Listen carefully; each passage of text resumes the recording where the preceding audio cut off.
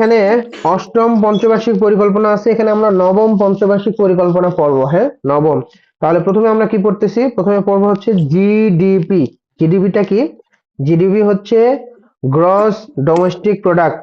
GDP কি? GDP হচ্ছে gross domestic product, হচ্ছে জিডিপি। জিডিপি হচ্ছে গ্রস ডোমেস্টিক প্রোডাক্ট, জিডিপি।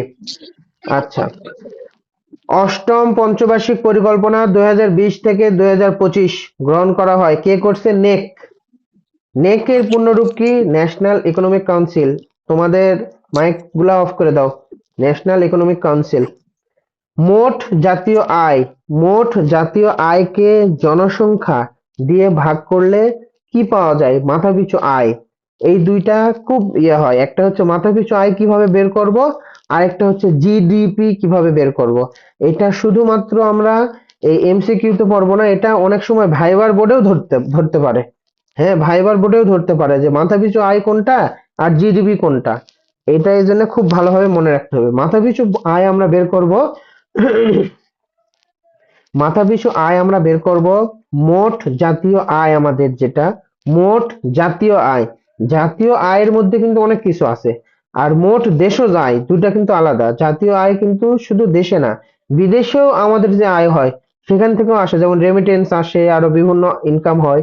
সবগুলা মিলে কিন্তু মোট জাতীয় আয়। তাহলে মোট জাতীয় আয় ভাগ জনসংখ্যা, বাংলাদেশের জনসংখ্যা কত সেইটা দিয়ে ভাগ করে, এখানে ছোট একটা বাচ্চা যে আজকে জন্মগ্রহণ করছে তাকেও কিন্তু এখানে ইনক্লুড করা হবে। মানে মোট জাতীয় আয় ভাগ জনসংখ্যা সমান এটা কি? মাথাপিছু আয়। তাহলে মাথাপিছু আয় বের করব কিভাবে? মোট জাতীয় আয়কে জনসংখ্যা দিয়ে ভাগ করলে যা পাবো সেটা হচ্ছে আমাদের মাথাপিছু আয়। আর জিডিপিটা কি? জিডিপির পূর্ণরূপ হচ্ছে gross domestic product. Gross domestic product, এই ডোমেস্টিক বলতে কিন্তু বোঝায় যে দেশজ, মানে বাংলাদেশের ভিতরে। ডোমেস্টিক বলতে বোঝাচ্ছে দেশজ, মানে বাংলাদেশের ভিতরের যে এটা নিয়ে। তাহলে যেহেতু এখানে বলেই দিচ্ছে, বুঝাই দিচ্ছে যে এটা দেশের ভিতরের ব্যাপার, ভিতরের ব্যাপার হলে তখন আমরা কি কি দ্বারা ভাগ করব? মোট দেশজ আয়, মানে যে আয়টা শুধুমাত্র দেশজ আয়, দেশের ভিতর থেকে প্রোডাকশন হচ্ছে। হ্যাঁ, দেশের যে প্রোডাকশন হচ্ছে সেটা। মোট দেশজ আয়কে এবার আমরা ভাগ দিব দেশের নাগরিক দ্বারা। তাহলে দেশের নাগরিক দ্বারা ভাগ দিব। এইখানে কিন্তু সবচেয়ে বড় ট্রিক্স। এটা কিন্তু নাগরিক, এটা কিন্তু জনসংখ্যা না। যার বয়স আজকে 17 বছর সে কিন্তু কি দেশের নাগরিক? যার বয়স 10 বছর সে কি নাগরিক? বাংলাদেশের নাগরিকের ন্যূনতম কত? 18 বছর বয়স হইতে হয়, তাই না? বাংলাদেশের নাগরিকের ন্যূনতম বয়স হতে হয় 18 বছর। তাহলে মোট হুম। দেশজ আয় ভাগ দেশের নাগরিক। নাগরিক মানে তোমাকে 18 বছর বা তার উপরে হইতে হবে। ওই যে জাতীয় পরিচয়পত্র থাকতে হবে, আর কি কি আছে আর কি বিস্তারিত আমার জানা নাই এই মুহূর্তে। এটা মনে রাখবা যে সবাই নাগরিক না, নাগরিক হইতে হলে একটা নির্দিষ্ট বয়সে হইতে হয়। হ্যাঁ, এইভাবে হিসাব করে রাখবা। তাহলে মোট দেশজ আয় ভাগ দেশের নাগরিক হচ্ছে, সেটা হচ্ছে জিডিপি, গ্রস ডোমেস্টিক প্রোডাক্ট। এই দুইটা। আর জনসংখ্যা বলতে কিন্তু প্রত্যেকে বোঝায়। একটা 1 বছরের বাচ্চাকেও বুঝাবে, 80 বছরের বাচ্চা, 80 বছরের বয়স্ককেও বুঝাবে জনসংখ্যা। কিন্তু নাগরিক কিন্তু প্রত্যেকে না, নাগরিক কিন্তু প্রত্যেকে না। এইটা।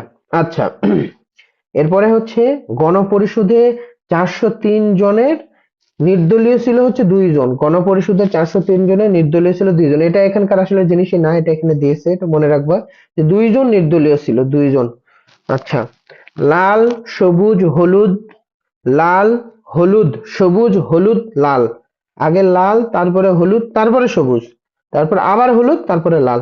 এটা হচ্ছে ট্রাফিক সিগন্যালের সিরিয়াল। এটা কিন্তু পরীক্ষায় আসার মতো একটা কোশ্চেন, যদিও এটা এখানকার না, এটা বিজ্ঞানের মধ্যে পড়বো আমরা। আচ্ছা, রূপকল্প 2041, রূপকল্প 2041, এইটা হচ্ছে 2021 সাল থেকে 2041 সাল পর্যন্ত। এই যে মোটামুটি 20 বছর, এই 20 বছরকে টার্গেট করে এই রূপকল্প 2041 পরিকল্পনাটা নেওয়া হয়েছিল। এবং এই পরিকল্পনার মধ্যে 4টা পঞ্চবার্ষিক থাকবে, 4টা পঞ্চবার্ষিক থাকবে বা আছে। 8, 9, 10 এবং 11তম পঞ্চবার্ষিক এর ভিতরে থাকবে। হ্যাঁ, এবং এই 4টা দিয়ে মূলত রূপকল্প 2041 বাস্তবায়ন করতে চেয়েছিল আমাদের বিগত ফ্যাসিস্ট সরকার, শেখ হাসিনা সরকার। 2031 সালে এই রূপকল্প 2041 অনুযায়ী 2031 সালে উচ্চ মধ্যম আয়ের দেশে পরিণত হবে বাংলাদেশ। 2031 সালে উচ্চ মধ্যম আয়ের দেশে পরিণত হবে বাংলাদেশ। তাহলে তোমাদের মনে আছে আমরা 2026 সালে কিসের অন্তর্ভুক্ত হব? আমরা গত পৃষ্ঠায় পড়ছিলাম 2026 সালে কিন্তু আমরা মধ্যম আয়ের দেশে পরিণত হব, মিডল ইনকাম কান্ট্রি 2026 সালে, কারণ এলডিসি থেকে আমরা মুক্ত হব, তাই না?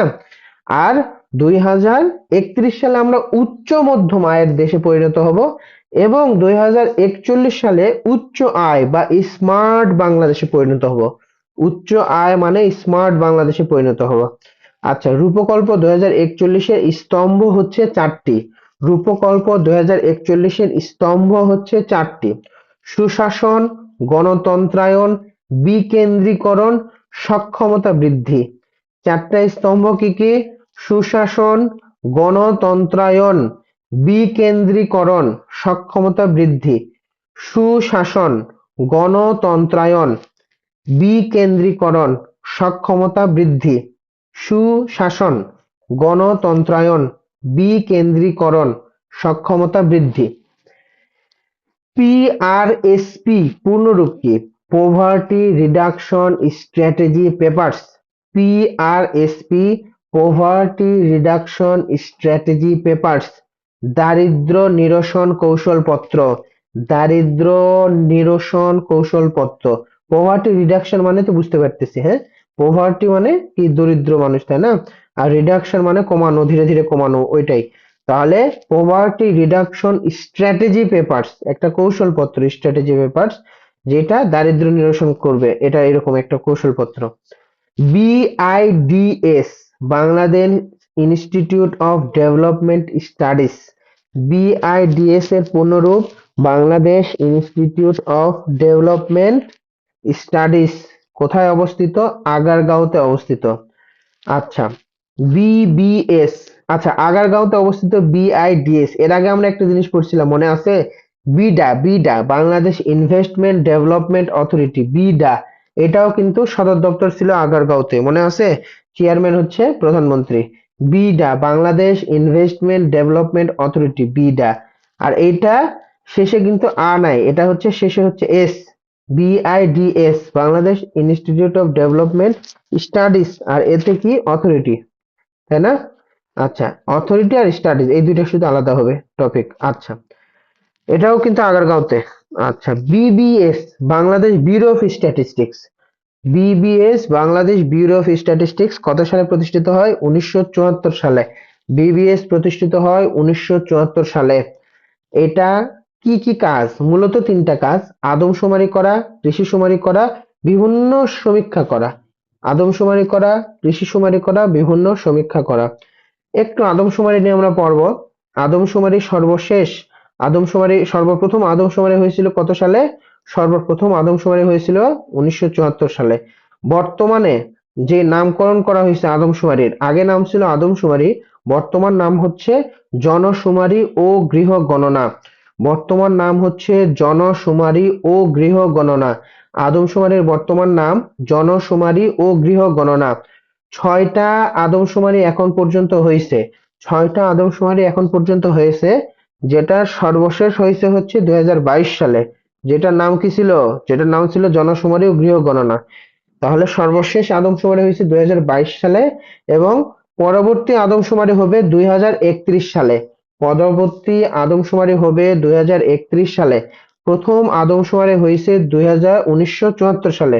প্রথম আদমশুমারি হয়েছে 1974 সালে। আদমশুমারি নিয়ে তাহলে কয়টা কথা? 3-4টা কথা। 1 নম্বর হচ্ছে আদমশুমারির বর্তমান নাম হচ্ছে জনশুমারি ও গৃহ গণনা। আদমশুমারি হয় মোট এখন পর্যন্ত 6টা। সর্বশেষ আদমশুমারি হয়েছে 2022 সালে। পরবর্তী আদমশুমারি হবে 2031 সালে এবং প্রথম আদমশুমারি হয়েছিল 1974 সালে। কৃষি শুমারি, মোট 5টা কৃষি শুমারি হয়েছে এখন পর্যন্ত। এগুলোর সবগুলা কে করে? বিবিএস করে। বিবিএস এর মধ্যে আমরা আছি কিন্তু। কৃষি শুমারি হয়েছে এখন পর্যন্ত 5টা। প্রথম কৃষি শুমারি হয়েছে 1977 সালে, সর্বশেষ কৃষি শুমারি হয়েছে 2019 সালে। প্রথম কৃষি শুমারি হয়েছে 1977 সালে, সর্বশেষ কৃষি শুমারি হয়েছে 2019 সালে এবং এই বিবিএস এর আরো কাজ আছে, সেটা হচ্ছে বিভিন্ন সমীক্ষা করা। এগুলা হচ্ছে বিবিএস এর কাজ। কি কাজ? বিভিন্ন সমীক্ষা করা। BGMEA, Bangladesh garments manufacturers and exporters association. BGMEA, Bangladesh garments manufacturers and exporters association, BGMEA এর পূর্ণরূপ। বাংলাদেশের প্রথম বাজেট ঘোষণা হয় কত সালে? বাংলাদেশের প্রথম বাজেট ঘোষণা হয় 1972 সালে। প্রথম বাজেট ঘোষণা হয় 1972 সালে। অর্থমন্ত্রী তাজউদ্দিন আহমেদ ছিলেন সেই সময়। তাহলে প্রথম বাজেট ঘোষণা হয় কত সালে? 1972 সালে প্রথম বাজেট ঘোষণা হয়। এবং অর্থমন্ত্রী সেই সময় কে ছিলেন? তাজউদ্দিন আহমেদ। তাজউদ্দিন আহমেদ ছিলেন সেই সময়ের অর্থমন্ত্রী। এবং বাজেট ঘোষণা হয় সবসময় কোন সাল থেকে কোন সাল, কোন মাস থেকে কোন মাসকে টার্গেট করে? July June. জুলাই জুন, আগে জুলাই তারপরে জুন। এটা কিন্তু পরীক্ষার হলে গিয়ে উল্টা হবে। পরীক্ষার হলে এইভাবে থাকবে, মানে এভাবে সিরিয়াল করে দিবে, উল্টায়ও দিতে পারে। তখন মাথা ঘুরে যাবে, আরে জুলাই আগে না জুন আগে, এটা তখন উল্টা পাল্টা হবে। হ্যাঁ, এটা মনে রাখবা যে জুলাই কিন্তু আগে, কিন্তু পরীক্ষার হলে মনে হবে কি জুন আগে, এরকম মনে হবে, আগে জুলাই তারপরে জুন। আচ্ছা, এনবিআর, এনবিআর বা জাতীয় রাজস্ব বোর্ড, এনবিআর বা জাতীয় রাজস্ব বোর্ড কত সালে প্রতিষ্ঠিত হয়? 1972 সালে। এনবিআর বা জাতীয় রাজস্ব বোর্ড প্রতিষ্ঠিত হয় 1972 সালে। এটা হচ্ছে আয়কর বিভাগের আন্ডারে, তাই না? আয়কর বিভাগ। তাহলে জাতীয় রাজস্ব বোর্ড প্রতিষ্ঠিত হয় 1972 সালে। ই-3, ই-3 চালু হয় 2012 সালে। ই-3 চালু হয় কত সালে? 2012 সালে ই-3 চালু হয়। ই-3 চালু হয় 2012 সালে। বীমা দিবস হচ্ছে পহেলা মার্চ, হচ্ছে বীমা দিবস। বীমা দিবস পহেলা মার্চ, হচ্ছে বীমা দিবস হচ্ছে পহেলা মার্চ। বীমা দিবস পহেলা মার্চ। বর্তমানে ভ্যাটের হার হচ্ছে 15%। বর্তমানে ভ্যাটের হার হচ্ছে 15% বাংলাদেশে। বর্তমানে ভ্যাটের হার হচ্ছে 15%। ভ্যাট চালু হয় পহেলা জুলাই 1991। ভ্যাট চালু হয় পহেলা জুলাই 1991। আর ভ্যাট কিন্তু এক ধরনের পরোক্ষ কর। ভ্যাট এক ধরনের পরোক্ষ কর। এই জন্য আমরা যখন প্রত্যক্ষ কর পড়লাম যে 7টা, ওটার মধ্যে কিন্তু ভ্যাট ছিল না। বুঝছো? ভ্যাট কিন্তু পরোক্ষ কর। সবচেয়ে বেশি রাজস্ব আয় হয় হচ্ছে ভ্যাট হইতে। সবচেয়ে বেশি রাজস্ব আয় হয় ভ্যাট হইতে। সবচেয়ে বেশি রাজস্ব আয় হয় ভ্যাট থেকে। SDF, social development foundation. SDF social development foundation প্রতিষ্ঠিত হয় 2000 সালে। এসডিএফ সোশ্যাল ডেভেলপমেন্ট ফাউন্ডেশন প্রতিষ্ঠিত হয় 2000 সালে। এর প্রধান অফিস কোথায়? এসডিএফ এর প্রধান অফিস হচ্ছে ঢাকাতে অবস্থিত। এসডিএফ সোশ্যাল ডেভেলপমেন্ট ফাউন্ডেশন ঢাকায় অবস্থিত, যা অর্থ মন্ত্রণালয়ের অধীনে। যা অর্থ মন্ত্রণালয়ের অধীনে। একে অনুদান দেয় হচ্ছে ওয়ার্ল্ড ব্যাংক, মানে বিশ্ব ব্যাংক। এটা পূর্ণরূপ পাশে লিখে রাখো, যদি ডাব্লিউবি না বোঝা যায়। তাহলে একে অনুদান দেয় কে? বিশ্ব ব্যাংক অনুদান দেয় কাকে? এসডিএফ সোশ্যাল ডেভেলপমেন্ট ফাউন্ডেশনকে, যেটা প্রতিষ্ঠিত হয়েছিল হচ্ছে 2000 সালে। এবং এটার প্রধান অফিস হচ্ছে ঢাকাতে, অর্থ মন্ত্রণালয়ের অধীনে। এই এসডিএফ পরিচালিত হয় অর্থ মন্ত্রণালয়ের অধীনে। বর্তমানে বাংলাদেশের শেয়ার বাজার রয়েছে দুইটা। বর্তমানে বাংলাদেশের শেয়ার বাজার রয়েছে দুইটা। DSE, Dhaka stock exchange. আর সিএসই, চট্টগ্রাম স্টক এক্সচেঞ্জ। তাহলে দুইটা আছে। ঢাকা স্টক এক্সচেঞ্জ প্রতিষ্ঠিত হয়েছিল অনেক আগে, 1904 সালে। ঢাকা স্টক এক্সচেঞ্জ প্রতিষ্ঠিত হয়েছে 1904 সালে। আচ্ছা, আর একটা হচ্ছে সিএসই, চট্টগ্রাম স্টক এক্সচেঞ্জ। 1954 হবে। ও 54, সরি 54 সাল, 1954 সালে। আচ্ছা, বাংলাদেশ ব্যাংক। বাংলাদেশ ব্যাংক এর পূর্ব নাম হচ্ছে state bank of Pakistan. Bangladesh bank এর পূর্ব নাম স্টেট ব্যাংক অফ পাকিস্তান। এটা প্রতিষ্ঠিত হয় 1971 সালের 16ই ডিসেম্বর, মানে জাস্ট নামটা পরিবর্তন হয় আর কি। 1971 সালের 16ই ডিসেম্বর। পূর্ব নাম কি ছিল? স্টেট ব্যাংক অফ পাকিস্তান পূর্ব নাম। প্রথম গভর্নর প্রথম গভর্নর বাংলাদেশ ব্যাংকের প্রথম গভর্নর কে ছিলেন? A N Hamidullah. A N Hamidullah Bangladesh ব্যাংকের প্রথম governor. A N Hamidullah. Bangladesh ব্যাংকের গভর্নরের মেয়াদ কতদিন থাকে? 4 বছর থাকে। বাংলাদেশ ব্যাংকের গভর্নরের মেয়াদ থাকে 4 বছর। বাংলাদেশ ব্যাংকের প্রথম governor A N Hamidullah. Bangladesh ব্যাংকের পরিচালনা পরিষদের সদস্য কতজন? 9 জন। বাংলাদেশ ব্যাংকের পরিচালনা পরিষদের সদস্য 9 জন। বাংলাদেশ ব্যাংকের পরিচালনা পরিষদের সদস্য 9 জন। বাংলাদেশ ব্যাংকের শাখা রয়েছে সারা বাংলাদেশে 10টি শাখা। বাংলাদেশ ব্যাংকের শাখা রয়েছে সারা বাংলাদেশে 10টি শাখা।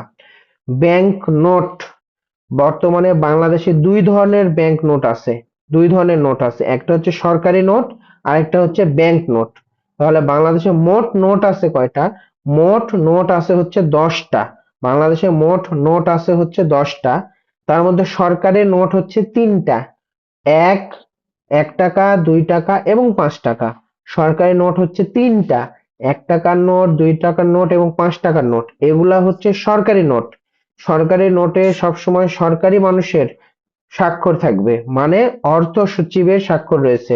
সরকারি নোটে অর্থ সচিবের স্বাক্ষর রয়েছে, যে সরকারি চাকরিজীবী আর কি। এই আর ব্যাংক নোট, যেটা ব্যাংক নোটে হচ্ছে গভর্নরের সাইন থাকবে।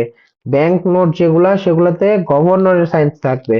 আর গভর্নর যেহেতু ব্যাংক নোটে স্বাক্ষর করে, সুতরাং গভর্নর মাত্র 4 বছর মেয়াদের জন্য আসে। এই জন্য তারা ব্যাংক নোটে স্বাক্ষর করবে। ব্যাংক নোটে কয়টা ব্যাংক নোট আছে বর্তমানে বাংলাদেশে? 60টি ব্যাংক নোট রয়েছে। তাহলে এই তথ্যগুলো মনে রাখতে হবে। সরকারি নোট আছে 3টা, ব্যাংক নোট আছে 60টা। 10, 20, 50, 100, 200, 500 এবং 1000, এগুলো হচ্ছে ব্যাংক নোট বাংলাদেশের 60টি। এখানে গভর্নরের স্বাক্ষর রয়েছে। বাংলাদেশ ব্যাংককে নোটের বিপরীতে 30% স্বর্ণ ভল্টে মজুদ রাখতে হয়। বাংলাদেশ ব্যাংককে নোটের বিপরীতে 30% স্বর্ণ ভল্টে মজুদ রাখতে হয়। প্রথম মুদ্রা চালু হয় বাংলাদেশে কত সালে? 1972 সালের 4 মার্চ বা 4ঠা মার্চ। 1972 সালের 4 মার্চ বাংলাদেশে প্রথম মুদ্রা চালু হয়। 1972 সালের 4 মার্চ বাংলাদেশে প্রথম মুদ্রা চালু হয়। বাংলাদেশের যত ব্যাংক আছে সব ব্যাংকগুলা হচ্ছে কিসের আন্ডারে? অর্থ মন্ত্রণালয়ের আন্ডারে। বাংলাদেশের সমস্ত ব্যাংক অর্থ মন্ত্রণালয়ের আন্ডারে। টাকা জাদুঘর। টাকা জাদুঘর কোথায় অবস্থিত? বাংলাদেশ ব্যাংক ট্রেনিং একাডেমি, মিরপুরে অবস্থিত। বাংলাদেশ ব্যাংক ট্রেনিং একাডেমি, মিরপুরে অবস্থিত টাকা জাদুঘর। প্রতিষ্ঠিত হয়েছিল 2009 সালে। টাকা জাদুঘর প্রতিষ্ঠিত হয়েছে 2009 সালে। বাংলাদেশ ব্যাংক ট্রেনিং একাডেমি, মিরপুরে। মুদ্রানীতি ঘোষণা করে বাংলাদেশ ব্যাংক। প্রতি বছর মুদ্রানীতি ঘোষণা করে বাংলাদেশ ব্যাংক, বছরে একবার। চা বোর্ড কোথায় আছে? চট্টগ্রামে। চা বোর্ড আছে হচ্ছে চট্টগ্রামে। আর চা গবেষণা কেন্দ্র আছে হচ্ছে শ্রীমঙ্গল। চা গবেষণা কেন্দ্র শ্রীমঙ্গল। চা জাদুঘর আছে শ্রীমঙ্গল। তাহলে চা বোর্ড চট্টগ্রাম, চা গবেষণা কেন্দ্র শ্রীমঙ্গল, চা জাদুঘর হচ্ছে শ্রীমঙ্গল, বোর্ড শুধু Chattogram. FBCCI, the federation of Bangladesh chambers of commerce and industry, এর পূর্ণরূপ হচ্ছে এফবিসিসিআই এর পূর্ণরূপ the federation of Bangladesh chamber of commerce and industry. World শুধু ট্রেড মনে হয় সেন্টার, ফেডারেশন হবে। হ্যাঁ শুধু ফেডারেশন হবে সম্ভবত, এটা শিওর হয়ে। আর হচ্ছে শুধু ওয়ার্ল্ড ফেডারেশন। ট্রেড সেন্টার কোথায় অবস্থিত? বাংলাদেশে ওয়ার্ল্ড ট্রেড সেন্টার হচ্ছে চট্টগ্রামে অবস্থিত। বাংলাদেশে ওয়ার্ল্ড ট্রেড সেন্টার কোথায় অবস্থিত? চট্টগ্রামে অবস্থিত। কর্মসংস্থান ব্যাংক প্রতিষ্ঠিত হয় 1998 সালে। কর্মসংস্থান ব্যাংক প্রতিষ্ঠিত হয় 1998 সালে। এটার পূর্ব নাম ছিল আত্মকর্মসংস্থান ব্যাংক। এটা একটু শিওর হবা যে পূর্ব নাম কি আত্মকর্মসংস্থান ছিল, বর্তমান কর্মসংস্থান ব্যাংক নাম, নাকি বর্তমান নাম আত্মকর্মসংস্থান ব্যাংক, পূর্ব নাম হচ্ছে কর্মসংস্থান ব্যাংক। এটা একটু শিওর হবে। প্রতিষ্ঠিত হয়েছে 1998 সালে। পল্লী সঞ্চয় ব্যাংক 1974। পল্লী সঞ্চয় ব্যাংক প্রতিষ্ঠিত হয়েছে কত? 2014 সালে। 2014 সালে পল্লী সঞ্চয় ব্যাংক প্রতিষ্ঠিত হয়। গ্রামীণ ব্যাংক সবচেয়ে গুরুত্বপূর্ণ, 1983 সালে প্রতিষ্ঠিত হয়। 1983 সাল গ্রামীণ ব্যাংক প্রতিষ্ঠিত হয়। বাংলাদেশে জাতিসংঘ সদস্যপদ লাভ করে কত সালের কত তারিখে? বাংলাদেশ জাতিসংঘের সদস্য পদ লাভ করে কত সালের কত তারিখে? 1974 সালের 17ই সেপ্টেম্বর 136তম দেশ হিসেবে 29তম সভায়। বাংলাদেশ জাতিসংঘের সদস্যপদ লাভ করে 1974 সালের 17ই সেপ্টেম্বর। কর্মসংস্থান ব্যাংকের বলে কোনো পূর্ব নাম নাই, তাই তো? হুম। বাংলাদেশ জাতিসংঘের সদস্যপদ লাভ করে 1974 সালের 17ই সেপ্টেম্বর 29তম জাতিসংঘের 29তম সভায় খাওয়া দাওয়া করা লাগবে। 136তম দেশ হিসেবে। জাতিসংঘের 29তম সভায় 136তম দেশ হিসেবে বাংলাদেশ জাতিসংঘের সদস্যপদ পায় 1974 সালের 17ই সেপ্টেম্বর 29তম সভায় 136তম দেশ হিসেবে।